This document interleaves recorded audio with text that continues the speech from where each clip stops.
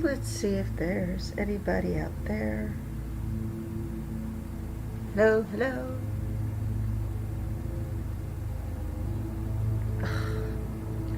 Go live. These things go off. Quite annoying, I must say. Can't even have my window open. See if there's anybody out there. Hello, hello. Hey, Winky, how are you? Happy Tuesday. Hope it's nice where you are. It's nice here. It's quite nice here. Although they're cutting the lawn outside, and they're like literally out my window. So if I open my window, I can't hear. So I hope you had a happy Mother's Day. Hey, Karen, how are you? Good to see you. So I came across this video, guys, and it's like something we need to watch and react to because, hey, Jojo, hey, Mandy, how are you? Good to see you. I wanted to bring this whole, we have this whole week off of, the whole trial thing and situation. So there's a lot of more things coming out, which I think it's kind of good that there is a break this week, only because there's more and more stuff that keeps coming out. And if you honestly think that Amber Heard is not looking at headlines and on the internet, you are crazy, because she totally is, because that's all she cares about. That's all she cares about. So yeah, I found this video, and it's from this guy, Mr. H Reviews. I don't know if you ever heard of him before, but yes, I hope everybody had a wonderful Mother's Day. I hope everybody enjoyed Sunday. I just stayed in bed. I was so tired. Oh my God. Yesterday, that's a bleh. It was like a bleh kind of day. And today it's kind of like I went out, got food shopping done, got a lot done first. I thought I'd come and do this, talk to you guys, because my mother-in-law is going to be coming shortly, like around 12, and I want to be off of here by the time she gets here, because she's going to help me around the house. Hey, Gemma, good to see you, sweetie, because things have been just really difficult for me lately. The whole nutrition shit is bad. It's real bad. For whatever reason, I keep losing, and my doctor's not happy. So with that being said, I'm going to be getting probably a feeding tube. Not something I wanted to do. Did not want to do this. But what are you going to do? I need to, as my doctor said to me, she's like, you need to start feeling like a human being again. Yeah, because I'm always tired and fatigued. I'm like, yeah. So with that, like, she's just like, if it takes you a long time, but to feel like I have a little bit more energy for especially what my kids do in theaters and all the stuff that they're in, and I can't. So it's important for me to feel better. So I'm going to get that done. I don't know when. I'm still waiting to hear from my darn doctor back. So she's in procedures all day.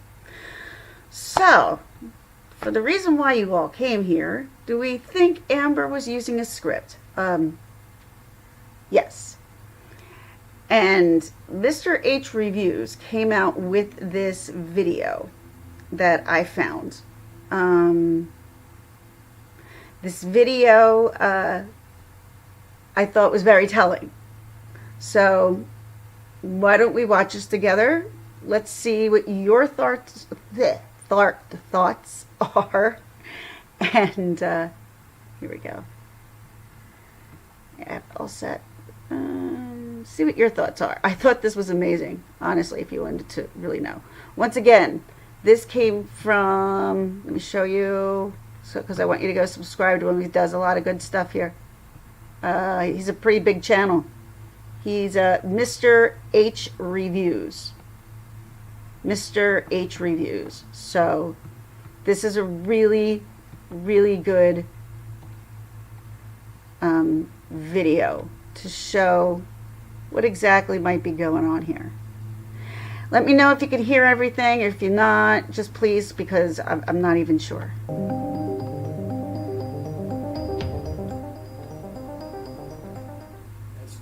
As a result of the work that you performed, did you form any opinions with respect to Ms. Heard? I did. What were those opinions? The results of Ms. Heard's evaluation supported 2 diagnoses: borderline personality disorder and histrionic personality disorder. When we have a personality disorder, there are going to be disturbances in several different areas that are visible in almost all different facets of their life. The first was actually my own behavioral observations of her based on her self-report. So one of the hallmark characteristics of histrionic personality disorder is sort of a overly dramatic presentation. We call this impressionistic speech. So it tends to be very flowery. It uses a lot of descriptive words like magical, wonderful, and it can go on for quite some time, and yet it really lacks any substance. So at the end, you're left wondering what was just said or what the answer is to the actual question. So that occurred a number of times. And it also represented the quick shifts you'll see between emotions. So she would suddenly be one way, and then she would become very animated or very sad. And when people are displaying these emotions with this personality disorder, there's a sense of shallowness to it. People who are observing them will feel like it's almost play acting, and they might not be able to put their finger on it, but part of it is because of the rapidness with which the person can switch emotions, and also the lack of substance. They don't really refer to, I feel this way. They might describe emotions.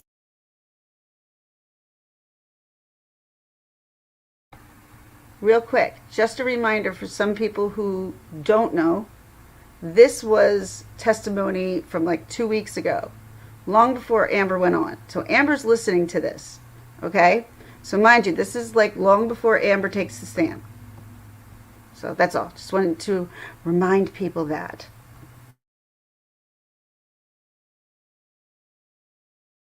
They might describe events, but very rarely, and Ms. Heard did not say, I feel vulnerable. She never really indicated a vulnerable feeling of her own.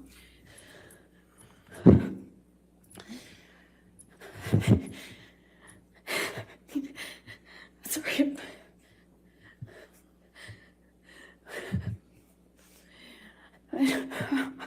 I'm sorry. I couldn't breathe. Please. I don't know. I don't want to do this. I don't want to do this. People have a lot of incentive to present themselves in a way that's going to benefit their case. And they may want to look like they're sicker than they really are. They may want to look much healthier than they really are. And some of those incentives, they may not even realize that they're intending to do that. So it can be conscious or unconscious, but you really need to have a test that can check for that. And the MMPI-2 has a set of validity scales, we call them. These are scales that measure really the truthfulness and accuracy with which a person is approaching the test. And these scales on this particular test have been so well researched over many decades that they've become very nuanced, and they can tell us a lot about if somebody's, for instance, exaggerating. Are they elevating one of the scales that shows that they're exaggerating on purpose? Are they exaggerating in a manner that's more like a cry for help? Are they exaggerating in a manner that's clever and sophisticated or more obvious? And then the same exact thing goes for trying to minimize symptoms. We have a number of scales that can show us all the different, if somebody's trying to say they're the most wonderful person on earth, or if they're just trying to deny problems, and if they're doing that again in a very clever way or more of an obvious way. So that test was my choice for this case. And we get in an argument, and I shove past him, just stomp off. And he grabs me. We have an argument about me walking away, and am I walking out of this? And in my head, I was like, I actually wasn't thinking of leaving yet, but that would later be going through my mind. We had a brief interaction, and I don't remember the exact sequence of things. I wish I did. I have a lot of flashes. It gets a little bit more confusing from my ability to recall everything in a linear way a little later on as things got crazier. But for this part, the first night, what I distinctly remember is at one point, I don't think I had gotten very far, or maybe I came back into the room, but when he shoved me, I went flying across these parakeet floors. I mean, just skidding across these floors. And I remember thinking it just looked so easy for him to throw me around like that, you know. I just slid, screeching my skin against this like beautiful wooden floor. And we had another argument that was a spin-off from that. It was just kind of this on-off sort of thing that I remember eventually in this interaction, he shoves me up against the fridge.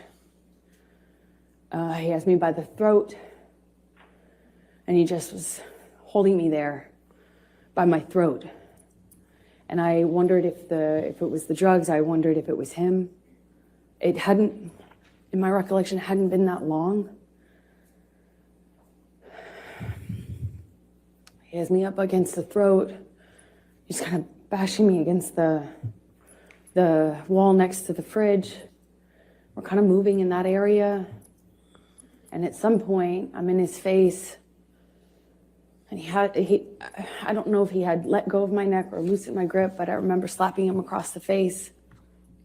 What did you learn about Ms. Hurd from the results of the MMPI-2? Quite a bit. I wrote up a 25-page interpretation outline. It has numerous scales. So one of the reasons I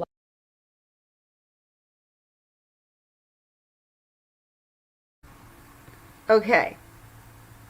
Yeah. Parakeet floors. So that's somebody who read that. Okay? That's not someone who was talking about floors. That's somebody who read that, because that's not how you pronounce it. It's not parakeet. It's parquet, right? It's not parakeet. So I had seen somebody say that earlier, that's what I would, and it's very obvious that she's trying to remember lines, not events. And the doctor, Dr. Curry, even Elaine called Dr. Bullshit Dr. Curry twice. Just unbelievable. This woman, I'm not kidding. If you go by and listen to exactly what she's saying, she's doing the exact same thing that she's talking about. So let's just finish watching the rest of this, because it's good. This is crazy, man. like this measure so much is that it can tell you so much about multiple different traits and tendencies and mental issues. One of the primary things I learned was that she had a very sophisticated way of minimizing any personal problems. I also learned that she tends to, well, there were a number of characteristics that were consistent with the eventual diagnoses, but some of the primary characteristics, and I'm going to try to condense 25 pages here, were essentially externalization of blame, tending to have a lot of inner hostility that is attempted to be controlled, a tendency to be very self-righteous, but to also deny that self-righteousness and to judge others critically against these sort of high standards for moral value, but also to deny doing that. Essentially to claim that one is very non-judgmental and accepting, and yet very full of rage, really.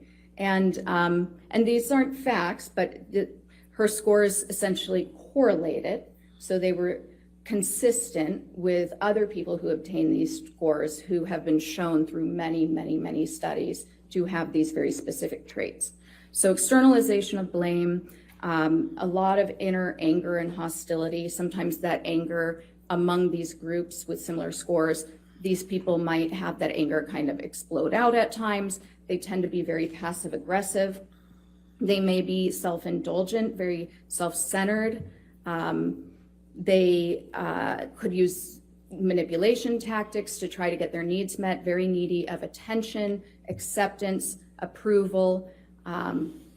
They tend to distance people who are close to them. Initially, they may seem very charming. They're very socially sophisticated, actually. That was a major component on there. They have a capacity to kind of offer some of their faults, but in a way, but only the ones that people think of lightly and can all relate to. And so they can present as very fair and balanced, but in actuality, they really might be very judgmental of others and unaware of problems in their behavior and their thinking. Screaming at him, screaming at me. I got my hand free when he tried to grab me when I walked off. I stormed off. I slammed the door upstairs. I don't know if it was in that instance or if it was in a later one that I eventually barricaded the door.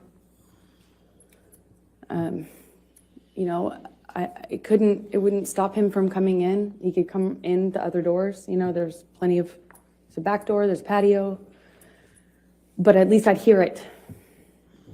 And this is March 2015. By this time, I'm being medicated by his doctor. He's giving me anti-anxiety meds, giving me, had already tried to give me antidepressants. They didn't work for obvious reasons. It was her doctor as well at the time. It just isn't now. Insomnia. I'd wake up with panic attacks.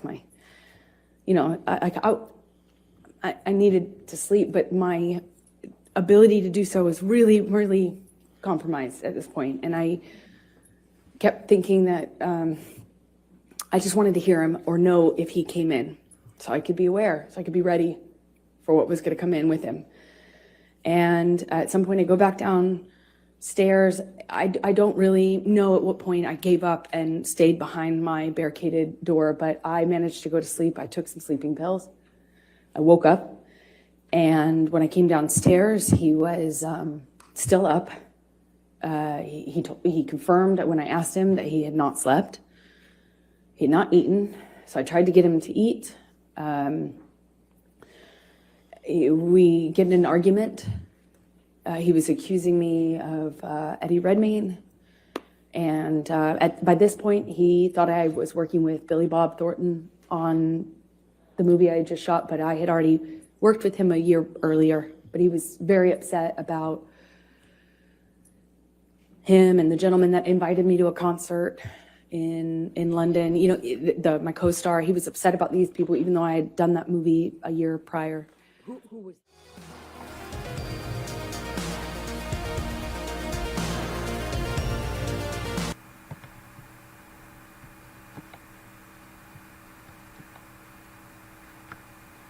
I mean, there it is.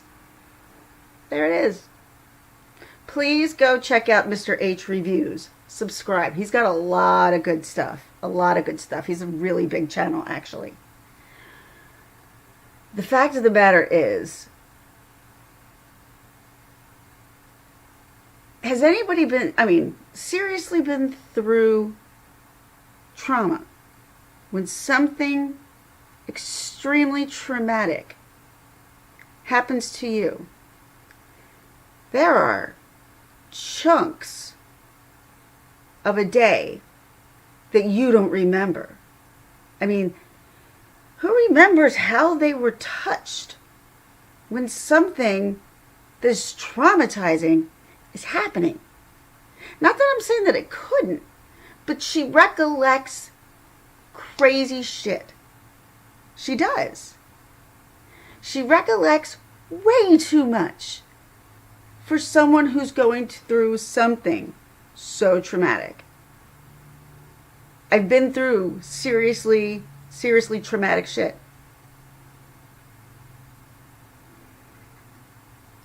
I don't remember that much. I can tell you bits and pieces about it. I mean, I was attacked. I had someone pull a knife on me, shove me down to the ground. I swore he was coming down to kill me because it was like in the middle of a snowstorm, so nobody heard me. I was walking by myself. Dumb mistake. And he came at me with a knife. Now, he came at me, all I can tell you, what I remember, is that he grabbed, all I know is I was fighting back. I don't know how I was fighting back. I don't know where the hell my hands were. But he came at me and he sliced off my purse, and I guess he ran. After that, I can't tell you at all what happened. Not, like, somebody found me. I was so he kicked me in the head. So somehow between this house, I got to the police station. Remember none of that part. No recollection. I remember an asshole cop, and I remember a nice cop. I had two of them. And I think a guy thought I was lying. I don't know why. But I don't remember God, I don't like, it is such a small, and that's what I'm trying to, this is the point I'm trying to make. This is the point I'm trying to make. You can remember stuff. I remember what color the guy was. He was white. I remember he was wearing Timberlands. Why? Well, the only reason why, but I remembered a boot. But he stomped on my face because I had a bruise. I would have never known it if I didn't have a bruise.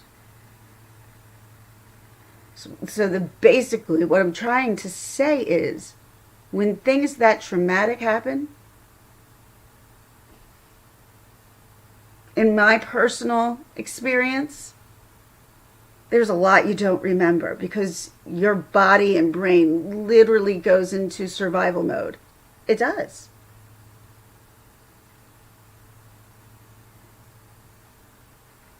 Let me see. What are you saying here? I'm sorry. I have my glasses. It's like me saying I went to the kettle to make a cup of tea. Tea with full cream milk. It's right. Like, and who's going to remember that from 2015? Now, mind you, the thing that happened to me, that incident happened when I was 19. And that's all I remembered then. I had people who wanted to go after this guy. I don't know who he is. We even went back to the scene. Like, I didn't know anything. I really didn't. So that's why your memory tries to go into survival mode. No. Don't be sorry. That is not what I'm looking for. What I'm trying to explain is things that happened to me, I look back now, I wouldn't change a lot of things because it helped me grow into the person that I am today. And I like the person that I am today. So everything that I've been through in my life has turned me into who I like today. Because let me tell you, there are many times in my life I did not like myself. Now, I'm going to be very honest. I don't like the shell my body's in, but I like me personally. But when seriously traumatic stuff happens, someone said it, who said it? Your brain goes into survival mode and blanks a lot of it out for you. Kind of like if you drank too much and you black out. You're boink, nothing. I mean, it's not the same thing, of course, but That's what I'm saying. That's what it's like. You don't remember. It's just not there. For me, that was. So that's why, to me, this is just too much bullshit. It's so much like fluff. And Kate Moss never said anything about Johnny Depp. Ever. Ever.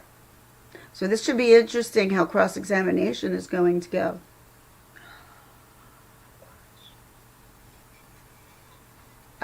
I showed this on my community, but I gotta make a paint. I gotta make a paint.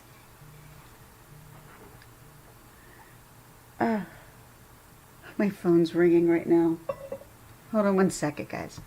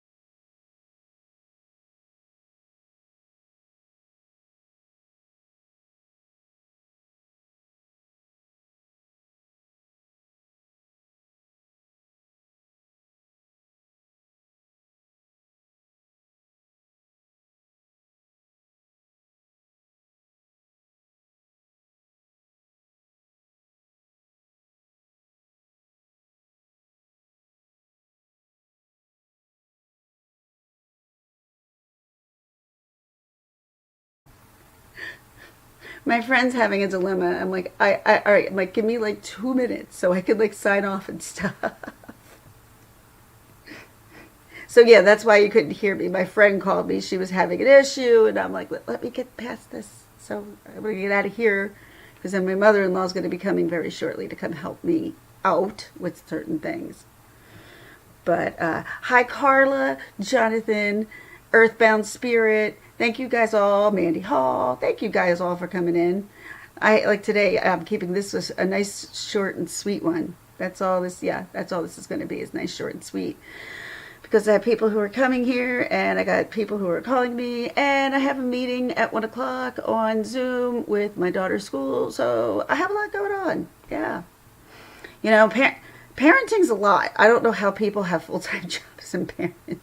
It can be a lot, but hopefully I'll be starting to feel better soon once I can get my feeding tube and get all this stuff going, and hopefully start feeling a little bit more human. So Jojo, Jonathan, Carla, Mandy, Ramblin' Rome, everybody who's been here, thank you so much for coming in. I appreciate you guys like beyond belief. I appreciate you because, you know, you guys have been around. You guys kind of know who I am. A lot of you see me around for a long time, you know, and this is the stuff that I like to do. This is the stuff I like to cover. And, you know, I do this because I don't, you know, this is kind of what keeps myself occupied sometimes during the day when I can't use so much energy, because then it's going to kill me by the time the kids get. It's just a whole mess that I just have to figure out in my head and how to figure it out right. So I'm wanky. I'm just about to leave. So I just wanted to say thank you guys for coming in. I really do. And I'm keeping it short and sweet. If you want, you can watch the replay. Basically, we were looking over Mr. H. There was a, they did not necessarily a side-by-side per se, but they explained a little bit what Dr. Curry was explaining about who and what Amber is. And then it'll show you Amber doing the exact same thing that Dr. Curry says that she does. That basically focuses on her personality disorders. Oh, and there's more coming out about Dr. Dawn Hughes, the one who was for Amber. Oh, there's a lot coming out about her. A lot. Not good either. She's kind of known as like Dr. Bullshit. But I called her that a long time ago. Like, she's just, this is what she does. She likes to get clout. That's all she cares about, is the clout. She's a clout chaser. So, again, thank you all for coming in. We don't have Publix here. We have Wegmans. We have Stop and Shop, ShopRite. We have Aldi and Lidl, but we don't have no Publix. All right, everybody. Have a great day.